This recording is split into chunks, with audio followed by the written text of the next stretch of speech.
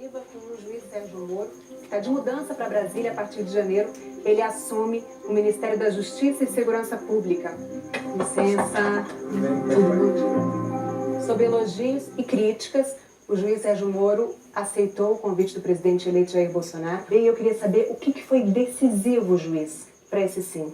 O grande motivador dessa aceitação do convite foi a oportunidade de ir a Brasília, numa posição de poder elevada, de ministro da Justiça, e poder implementar com essa posição uma agenda anticorrupção e uma agenda anticrime organizado, que não se encontram ao alcance de um juiz em Curitiba, mas podem estar no alcance de um ministro em Brasília. O senhor conversou com familiares ou fez uma reflexão sozinha? Conversei com amigos, com pessoas experientes, conversei também com a minha família. Na verdade, dos amigos, os conselhos foram diferenciados. Alguns me recomendaram que não, outros me recomendaram que sim. Teve algum momento em que o senhor pensou em dizer não? Sim, isso foi tudo muito novo. Uma semana antes do segundo turno, no dia 23 de outubro, eu fui procurado pelo futuro ministro da Economia, o senhor Paulo Guedes, com uma sondagem. Confesso que eu vi essa sondagem e fiquei tentado. Aguardei o encerramento das eleições e tudo foi decidido, na verdade, no dia 1º de novembro. Nesse dia, o juiz foi visitar o presidente eleito Jair Bolsonaro na casa dele, no Rio de Janeiro. Saiu de lá como futuro ministro. O que eu percebia nas pessoas comuns era um certo entusiasmo, um desejo que eu aceitasse esse convite. Então as pessoas me procuram, me cumprimentam. Para mim é um sinal de que há uma grande expectativa e espero corresponder a essa expectativa. O ex-ministro do Supremo, Aires Brito, disse que essa mudança rápida do senhor da Justiça para o Executivo, ela comprometeria a separação e a independência dos poderes Executivo, Legislativo e Judiciário. O que o senhor tem a dizer sobre isso? Tenho um grande respeito pelo ex-ministro Aires Brito. Eu acho que a avaliação dele nesse caso está equivocada. Existe essa fantasia, né, de que o ex-presidente Lula, que foi condenado por corrupção e lavagem de dinheiro, teria sido excluído arbitrariamente das eleições por conta do processo criminal. Mas o fato é que ele está condenado e preso porque ele cometeu um crime. Mas a defesa do ex-presidente Lula entrou com um novo pedido de habeas corpus pela liberdade dele e pela anulação da ação penal do caso do Triplex. E o principal argumento é de que houve irremediável perda da imparcialidade. O senhor em algum momento temeu colocar em risco todo o trabalho feito até agora ao aceitar o convite para o Ministério? Não, veja, essa questão pertence hoje aos Cortes de Justiça, não mais a mim. Mas eu proferi a decisão em relação ao ex-presidente Lula em meados de 2017. Né? Então, assim, eu nem conhecia o presidente eleito Jair Bolsonaro. Eu sopesei, né, essas questões, também levei em conta, mas pelo que eu vejo nas pessoas comuns que eu encontro por aí, ninguém tem essa sombra de desconfiança. Na sexta-feira, depois dessa entrevista, o Conselho Nacional de Justiça solicitou que Sérgio Moro preste informações por suposta atividade político-partidária ao aceitar o convite para ser ministro. O juiz terá 15 dias para se manifestar. Eu estou indo para consolidar os avanços da Operação Lava Jato em Brasília. O senhor acha que o momento que a gente vive hoje, politicamente, é resultado desses 4 anos da Lava Jato? Em parte, nas eleições, havia um sentimento muito forte contra um sistema político que, apesar de todas essas revelações de casos de grande corrupção, praticamente nada fez. O atual senhor presidente eleito foi quem talvez melhor foi identificado pela população como alguém que modificaria esse status quo. Qualquer outro candidato que fosse identificado com essa causa anticorrupção teria boas chances, sem prejuízo das outras bandeiras do candidato. Né? O senhor deu uma coletiva essa semana em que enumerou ali, listou uma série de medidas que pretende encaminhar ao Congresso ao longo do governo. O juiz defendeu que condenados por homicídios pelos tribunais do júri cumpram pena imediatamente, sem esperar o julgamento de recursos. Que seja proibida a progressão de pena e a saída temporária de presos que tenham vínculos com organizações criminosas. Que crimes graves demorem mais a prescrever. Que haja uma regulação mais clara para que policiais possam trabalhar disfarçados. Que seja ampliado o banco de dados genético para esclarecer crimes com exames de DNA. Que denunciantes anônimos sejam mais protegidos.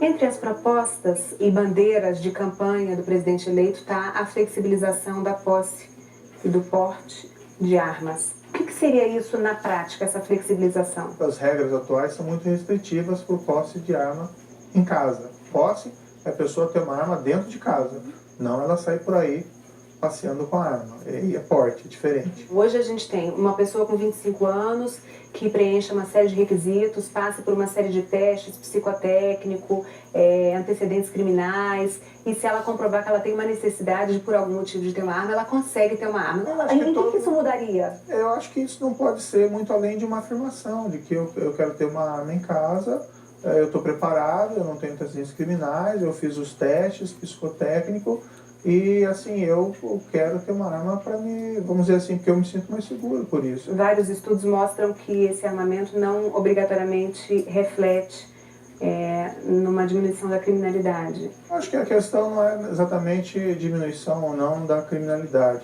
O senhor presidente foi eleito com base nessa proposição e me parece que existe aí um compromisso com seus eleitores. O senhor, como juiz, tem o direito a ter uma arma em casa. Sim. O senhor tem uma arma? Sim. Mas não anda armado. Bem, aí são questões relativas à segurança pessoal que eu não responder, mas normalmente não. Tem alguma coisa que tire o sono do senhor hoje?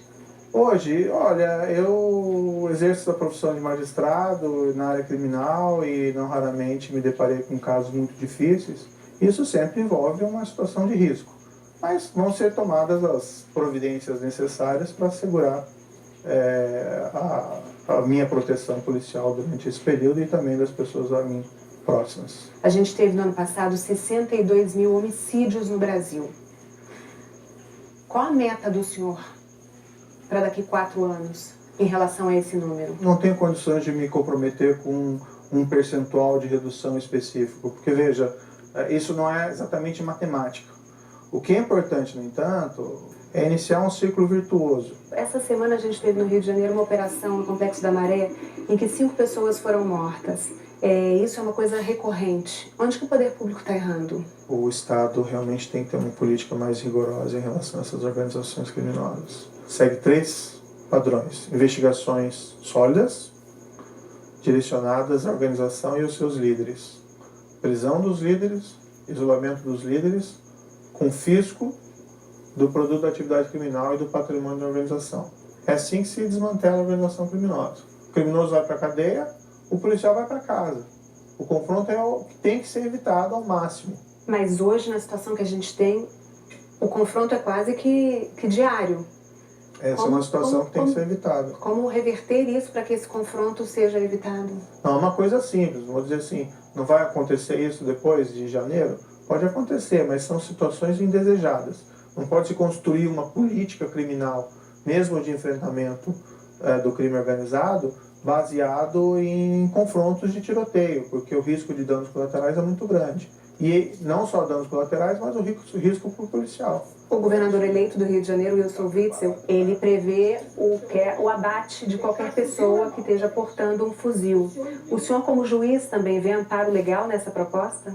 Não me parece razoável que o policial tenha que esperar o criminoso atirar nele com uma metralhadora ou com um fuzil antes que ele possa tomar qualquer providência, certo? Eu tenho minhas dúvidas se isso já não é acobertado pela legislação, mas nós vamos estudar se é necessário uma reformulação da lei nesse sentido. Eu não tenho condições de agora efetuar uma crítica apropriada, porque eu não sei exatamente o que ele está defendendo. Ele está defendendo, inclusive, a compra de drones que possam ser usados para, por exemplo, se tiver um bandido numa comunidade no Rio de Janeiro com um fuzil na mão, para que se possa atirar. Ele diz que vai defender os policiais juridicamente para que isso seja feito. Aí teria que sentar com ele e conversar e entender exatamente qual que é o nível de concreção dessa proposta. Se está numa situação de confronto policial, com risco ao policial de ser alvejado num confronto, eventualmente. Não, a proposta dele vai além, desculpa. Mas assim, eu não sou assessor do governador. Não, é só para eu saber até que ponto. E assim, são declarações que ele deu em entrevistas e tal, isso tem que ser conversado com mais, como é que se diz, cautela e ponderação para saber em concreto exatamente o que se pretende. Maioridade penal, redução da maioridade penal, o senhor vê como única possibilidade a redução ou, por exemplo, um aumento da pena que hoje é só de 3 anos? Bem, não existe uma posição fechada do governo em relação a isso é uma questão a ser discutida. Existe uma necessidade de proteger o adolescente, é uma pessoa em formação, é inegável, por isso se coloca a maioridade penal em 18 anos.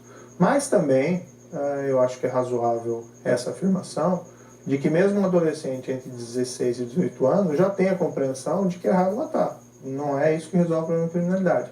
Mas tem que se considerar a justiça individual. Pense lá numa família que um dos membros foi vítima de um homicídio praticado por um adolescente acima de 16 anos. Então as pessoas querem uma resposta do Estado institucional. E o sistema atual, que prevê sanções muito reduzidas para crimes dessa natureza de gravidade, é insatisfatório.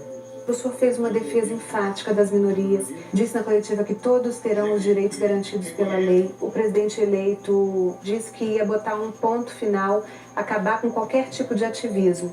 Vamos botar um ponto final em todos os ativismos do Brasil. Muita gente se sente ameaçada. Quais as garantias o senhor pode dar para a comunidade LGBT, para negros, mulheres, de que os direitos não serão retirados, de que essas pessoas não serão atacadas? Eu acompanhei todo o processo eleitoral e eu nunca vi, da parte do senhor presidente eleito, uma proposta de cunho discriminatório em relação a essas minorias. E eu não imagino, de qualquer forma, que essas minorias estejam ameaçadas. O fato da pessoa ser heterossexual, homossexual, branco, negro, asiático, isso é absolutamente indiferente e nada vai mudar. Eu tenho grandes amigos que são homossexuais, algumas das melhores pessoas que eu conheço são homossexuais e não existe nenhuma perspectiva de nada que seja discriminatório a essas minorias. O governo tem que ter uma postura rigorosa contra crimes em geral, mas também em relação a crimes de ódio. Eu não poderia ingressar em qualquer governo se houvesse alguma sombra de suspeita que haveria alguma política dessa espécie. Outra questão de honra para o futuro ministro é o combate à corrupção. Se um ministro vier a se envolver em alguma denúncia de corrupção, ele será afastado.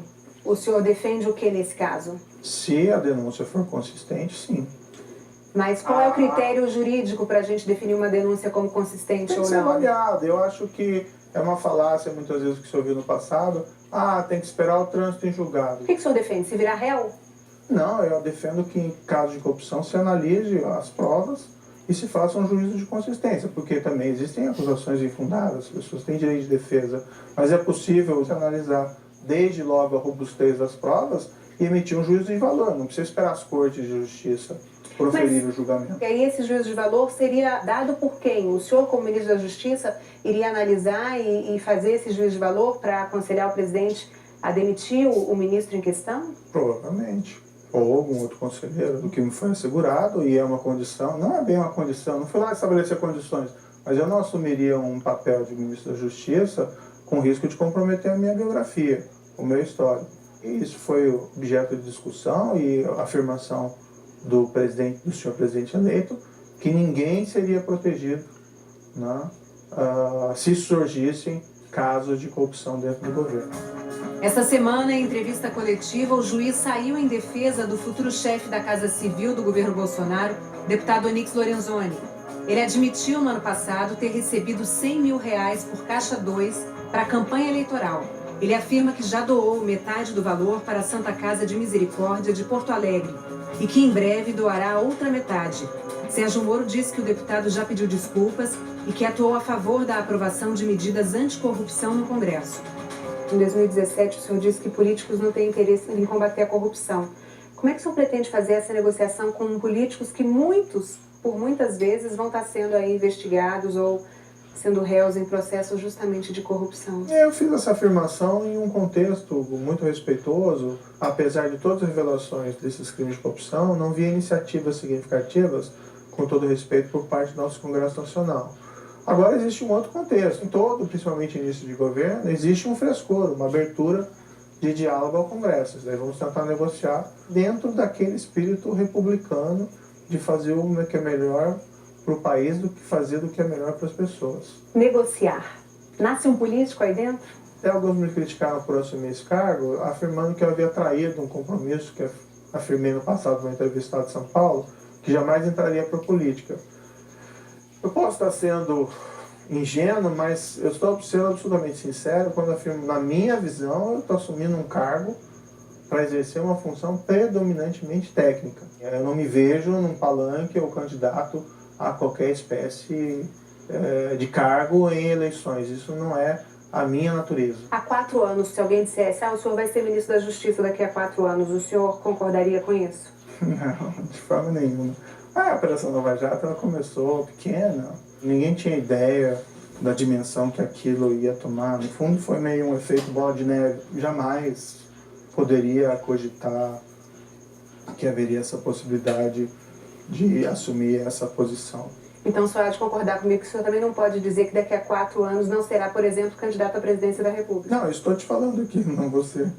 Eu não sou um político que minto, desculpe, com todo respeito aos políticos, né?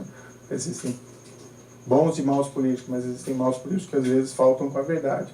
Eu não estou faltando com a verdade. Mas o senhor então é um político do tipo que não mente? Não, eu sou uma pessoa... Na minha perspectiva, eu estou indo assumir um cargo predominantemente. Não, é porque foi o senhor que falou, eu não sou um político que minto. Não sou nem um político e nem não minto.